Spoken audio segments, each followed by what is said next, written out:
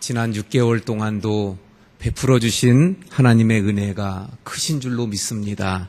이 시간 진정 하나님 앞에 감사하는 우리 모든 성도님들 되시고 또 우리 모든 성도님들에게 오늘 또 더 큰 하나님의 축복과 은혜가 있는 시간이 되기를 축원을 드립니다. 이 맥추 감사 주일, 원래 맥추절이라고 하는 것은 유대인의 3대 절기 중에 하나입니다.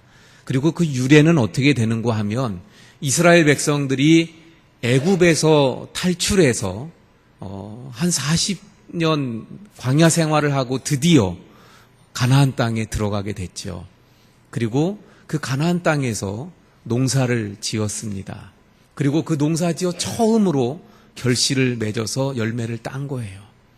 그들에게 그 열매를 땄을 때의 그 감격, 기쁨, 감사가 얼마나 컸겠어요.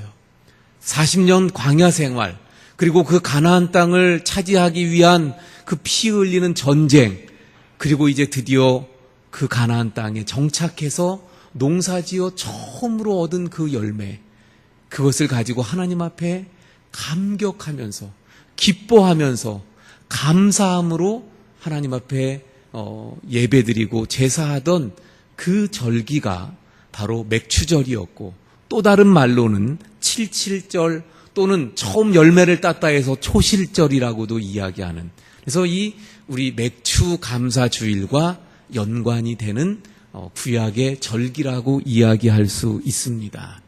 우리는 대부분 농사를 요즘 시대에는 안 짓죠. 우리 성도님들 중에는 농사를 업으로 짓는 분들도 계시고, 또 도시지만 텃밭 같은 것을 어디서든 구해가지고 또는 얻어서 또는 구입해가지고 거기에 농사를 또 작게나마 지으시는 그런 분들도 계시기도 합니다. 그러나 일반적으로 대부분 농사를 짓지 않지요. 그런 가운데 우리가 맥추감사 주일이 그럼 어떤 의미가 있습니까? 그 의미를 우리가 연관시켜보고 되새겨볼 때 맥추감사 주일은 그래서 6개월 동안 지나온 1년의 반을 보내고 그 반 전반기 동안 우리에게 주신 하나님의 그 은혜, 또 사랑, 그 축복을 기억하고 감사하는 시간이 맥추감사 주일인 줄로 믿습니다. 우리 그리스도인들은, 하나님의 자녀들은 언제나 하나님께 감사해야 돼요. 감사를 잊지 말아야 합니다. 감사하는 성도가 진정 성도이고, 감사하는 성도가 하나님께 기쁨을 드리는 줄로 믿습니다. 그래서 우리가 오늘뿐만 아니라 늘 삶 가운데 감사가 있어야 될 줄로 믿습니다. 자, 맥추감사 주일의 원래 그 유래가 열매를 거두고, 첫 열매를 거두고 하나님께 감사하는 것이었다고 한다면, 그래서 우리가 그 농사를 짓지 않기 때문에 어떤 그것은 아니지만, 물론 그래서 몇 분들은 이렇게 얻은 것을 가져다가 놓기도 했습니다. 그런데 본래의 의미대로 생각하면 결실을 얻고 그 열매를 따고 그래서 하나님 앞에 감사했던 게 본래 맥추감사 주일이잖아요. 그 결실을 얻는다는 것이 얼마나 기쁘고 즐겁습니까? 그래서 저는 오늘 맥추감사 주일을 맞이하면서 반대로 우리가 얻는 것이 아니라 하나님께서 추수하실 때 우리가 그런 결실, 열매, 알곡이 되어야 되지 않겠는가. 그래서 오늘 맥추감사 주일 예배의 메시지는 일반적으로 감사에 대한 것인데, 그 감사를 우리의 감사가 아니라 바로 우리가 하나님께 기쁨이 되는, 그래서 하나님의 추수 때 알곡이 되어야 되지 않는가 하는 것으로 오늘 말씀을 함께 나누고자 합니다. 우리가 오늘 봉독한 말씀 비유의 말씀인데, 이 비유의 말씀 어떻습니까? 잘 아는 말씀이잖아요. 비유의 내용이 어떤 내용입니까? 어떤 농부가 밭에 나가서 좋은 씨를 뿌렸습니다. 그런데 그 밤에 원수가 와서 가라지를 뿌렸어요. 알지 못하고 있던 이 집에서 어느 날 어느 정도 싹이 나고 또 이제 자라갔는데 종들이 나가서 보니까 분명히 좋은 씨만 뿌렸는데 가라지들이 잔뜩 나 있는 거예요. 그래서 달려가서 주인에게 보고를 합니다. 주인님, 밭에 그만 가라지가 많이 났네요. 어떻게 할까요? 뽑아버릴까요? 그랬더니 주인이 뭐라고 이야기합니까? 가만두어라. 괜히 가라지 뽑다가 곡식까지 알곡까지 건드리고 상할라. 그냥 두었다가 추수할 때 내가 추수꾼에게 일러올 테니까, 그래서 먼저 가라지들을 다 뽑아다가 그 가라지는 불태워버리고, 그리고 알곡은 모아서 곡간에 들여야 되겠다. 예, 그것이 바로 오늘 비유의 내용입니다. 간단하죠. 예. 그런데 이 비유의 내용을 나중에 제자들이 묻습니다. 그랬을 때 예수님이 풀어주시는 내용이 6절부터 40절까지의 내용인데, 그 말씀을 통해서 보면 씨 뿌리는 이 주인은 예수님인 것을 알 수 있어요. 씨 뿌리는 밭은 세상입니다. 그리고 좋은 씨는 하나님의 자녀들, 그리고 가라지는 악한 자녀들, 가라지를 심은 자는 마귀, 그리고 추수 때는 세상의 끝날 때고 추수꾼은 천사라는 것을 알 수가 있어요. 예, 조금 복잡한가요? 예, 그러나 간단합니다. 예수님이 이 세상이라는 밭에 좋은 씨, 하나님의 자녀를 삼기 위한 하나님의 말씀을 뿌렸다는 거예요. 그런데 마귀도 그것을 방해하기 위해 마귀의 자녀인 가라지를 뿌려 놓았다는 거죠. 그런데 예수님이 뭐라고 말씀합니까? 그 가라지와 알곡이 그냥 자라도록 두는 거예요. 그래서 세상은 알곡, 하나님, 예수님께서 뿌리신, 그래서 하나님의 자녀된 알곡과 그리고 마귀의 자녀된 가라지가 같이 자라고 있는 곳이 세상이라는 거예요. 그런데 더 나아가면 교회 어떻습니까? 교회도 역시 마찬가지로 교회 안에 그래서 알곡이 있는가 하면 가라지가 있다는 것입니다. 그런데 언제? 바로 예수님이 다시 오시는 세상의 끝날엔 추수 때인데, 그래서 하나님이 추수하실 때 가라지는 따로 모아다가 결국 불사르게 된다는 거예요. 그러나 알곡은 곡간에 들이게 된다고 말씀하고 있는 것입니다. 자, 이 비유 속에서 알곡이 있고 가라지가 있잖아요. 그렇다면 제가 먼저 우리 여러분에게 묻겠습니다. 여러분, 알곡인가요? 아니면 가라지인가요?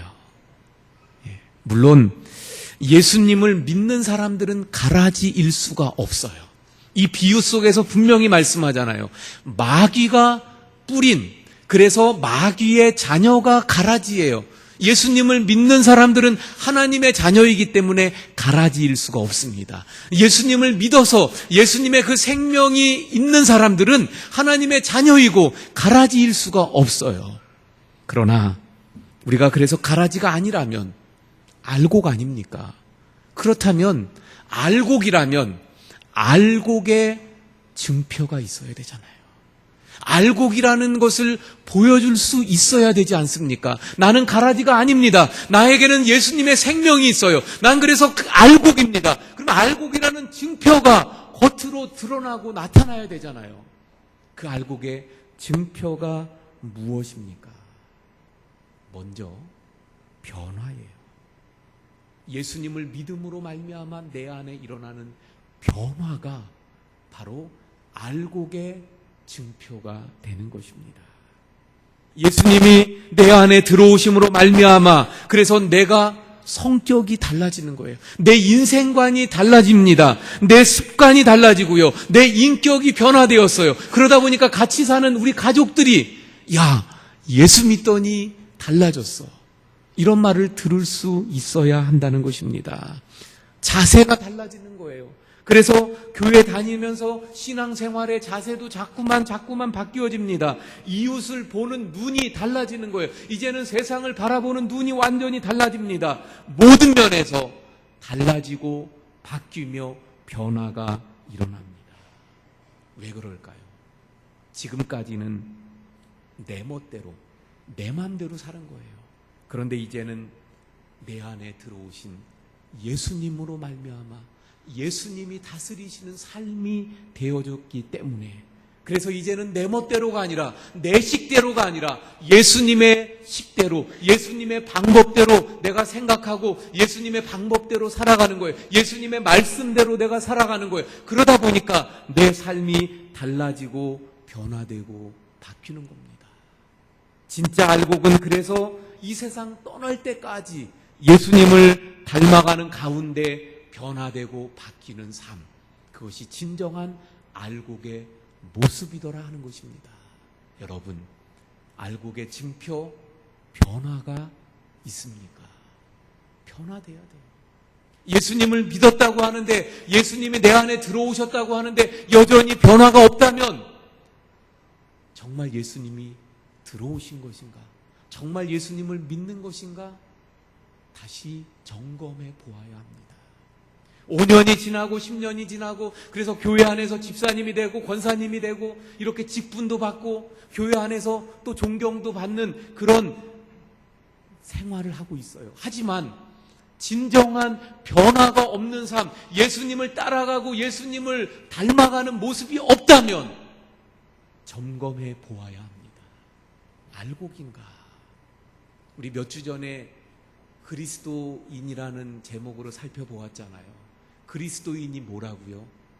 예수님을 닮은 사람들, 예수님처럼 살아가는 사람. 그래서 안디옥 교회에서 그리스도인이라는 별명이 붙게 되어졌잖아요. 예수님을 닮아가고 예수님처럼 살아가는 작은 제자들, 그들이 바로 진정한 알곡입니다.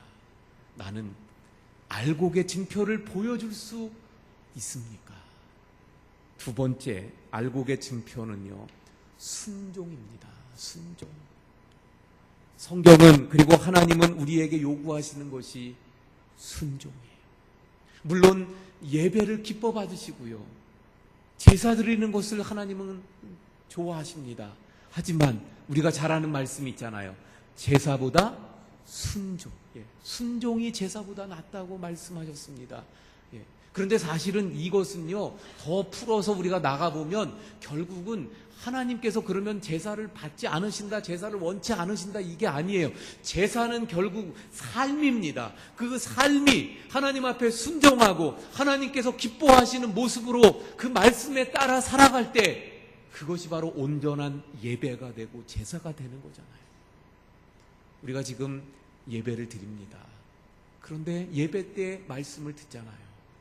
그런데 세상 속에 나가서 이제 예배 끝났으니까, 그리고 예배 때 들었던 그 말씀 내가 알지만 여긴 교회가 아니니까, 그래서 세상 속에 나가서 하나님의 말씀대로 살지 않는다면, 그러면 이 여기서 드려지는 예배가 하나님께 기쁨이 되겠습니까? 여기서 드려지는 예배를 하나님이 받으시겠어요? 이 예배가 온전한 예배라고 할 수 있겠습니까? 결국 온전한 예배 되기 위해선 삶 속에, 그 예배 속에서 받은 은혜를, 그리고 알게 되고 깨닫게 된 말씀을 세상 속에서 순종하며 살아가야 되는 줄로 믿습니다. 물론 말씀을 순종하고 살아갈 때 이미 말씀드린 변화의 삶이 가능해, 그 방법이 되고 길이 되겠지요. 그래서 알곡의 두 번째 징표는 세상 속에서 하나님의 말씀을 순종하느냐 하는 것입니다. 세 번째 알곡의 징표가 무엇입니까? 헌신이라고 말할 수 있어요. 우리는 신앙생활 열심히 해야 되죠. 하나님을 기뻐하고 또 그래서 예배도 빠지지 말아야 합니다. 이런 말씀들을 제가 드리면 다 아멘하고 또 받아들입니다. 그런데 만약에 하나님 나라를 위해서 당신이 가지고 있는 것을 다 주님께 드리십시오. 또 교회에 아주 힘들고 어려운 공사가 있는데 나와서 몸으로 봉사하면서 헌신하십시오. 그러면 아멘하고 받아들이기가 쉽지 않다는 거예요. 왜 그래요? 헌신하는 것을 두려워하고 또 헌신하지 않으려고 하기 때문입니다. 그러나 한번 생각해 보세요. 정말 헌신이 없는, 헌신이 따라오지 않는 사람을 그리스도인이라고 말할 수 있겠는가? 정말 헌신의 자리에는 언제나 빠져요. 헌신하지 않으려고 그래요. 그를 알곡이라고 말할 수 있겠느냐 하는 것입니다. 예수님께서 나를 위해 그분의 몸을 십자가를 통해 희생하시며 나를 구원하셨다는 그 믿음이 있다면, 그래서 하나님의 그 넓으신 크신 은혜와 사랑 가운데 하나님의 자녀가 됐다면, 그래서 이 하나님의 자녀됨이, 그리고 주님의 그 십자가의 그 희생이 너무나도 감격하고 감사함을 늘 느끼고 있다면 주님을 위해서 헌신하지 않을 수 있겠습니까? 여러분, 헌신을 통해 내가 알곡됨을 보여줄 수 있는, 증표로 삼을 수 있는 우리 성도님들이 될 수 있기를 바랍니다. 좀 더 말씀드리면 요즘 교회가 약한 부분 중에 하나가 이 헌신이에요. 그래서 늘 말씀들을, 목사님들하고 말씀을 나누다 보면, 말씀 들어보면, 작은 교회는 교인이 없다 보니까 헌신하고 봉사할 분이 없어서 힘들다 그러죠. 그건 당연하잖아요. 그러면 교인이 많은 교회는 봉사하고 헌신할 사람들이 많아서 어려움이 없어야 되잖아요. 그런데 많이 모이는 교회 목사님은 또 그렇게 말씀합니다. 많아도 헌신하고 봉사하는 분들이 없다는 거예요. 오늘날 요즘의 교회의 모습이에요. 우리 원주성결교회 성도님들은 알곡되기 원합니다. 할렐루야! 알곡되시기를 바랍니다. 그렇다면 알곡이라는 증표, 헌신을 보여줄 수 있기를 바랍니다. 언제나 헌신의 자리에는 우리 성도님들이 있어서, 그렇구나, 알곡이구나, 진정 알곡 되시는 우리 성도님들 되시길 바랍니다. 그런데 문제는 이 비유 속에서 분명히 말씀하잖아요. 알곡을 뿌렸는데 거기에 모두 있다고요? 가라지도 같이 있더라는 겁니다. 저는 농사를 안 지어봐서 잘은 몰라요. 하지만 시골 그 목회를 하면서 보면, 어느 날 이런 일도 있어요. 어느 날 그 전화를 드렸는데 집사님이 집사님 계신가요? 그랬더니 우리 집사님이 지금 피 뽑고 계셔요. 그래서 아니 왜 피를 뽑으시죠? 뭐 어디 편찮으신가? 어떻게 되신 거예요? 그러면 아니 그게 아니고 논에 나가서 피 뽑고 계셔요. 예, 이렇게 말씀하시는 겁니다. 예, 가라지를 뽑는다는 거죠. 예. 자, 그런데 교회 안에 가라지가 있다는 거예요. 예. 그래서 뭐 하여튼 농사를 제가 안 지었기 때문에 이런 것에 대해서 자세하게 모르지만 분명한 것이 있어요. 뭡니까? 가라지가 많아지면 곡식에게 영향을 줄까요? 안 줄까요? 예. 안 지어서 잘 모르셔서 다 대답을 못 하십니까? 예. 분명히 영향을 줍니다. 그러므로 알곡이 되기 원하면, 아니 알곡이라면 가라지가 알곡에게 영향을 주지 못하도록 어떻게 해야 됩니까? 대비해야 되는 거예요. 가라지는 악한 마귀가 뿌렸다 그랬잖아요. 그래서 가라지는 계속해서 알곡되지 못하도록 영향을 주고 유혹을 주고 또 그 어떤 일들을, 역사를 통해서, 그래서 알곡되지 못하게 하더라는 것입니다. 그러므로 우리가 진정한 알곡이 되기 위해서는요, 가라지의 영향을 받지 않도록 노력해야 합니다. 우리의 신앙 속에서 늘 그래서 깨어 있어야 되는 거예요. 가라지가 영향을 어디에서 어떻게 줄지 모르기 때문에 늘 깨어 있고, 늘 건강한 우리의 신앙을, 우리의 영적인 강건함을 지켜가야 하는 것입니다. 우리 보면 가라지가 그래서 성하면 곡식들이 제대로 못 커요. 그런데 곡식들이 막 성하게, 강건하게, 막 건강하게 있으면, 그러면 가라지가 어떻게 해요? 약해집니다. 그러니까 우리가 진정 알곡되려면 어떻게 해야 돼요?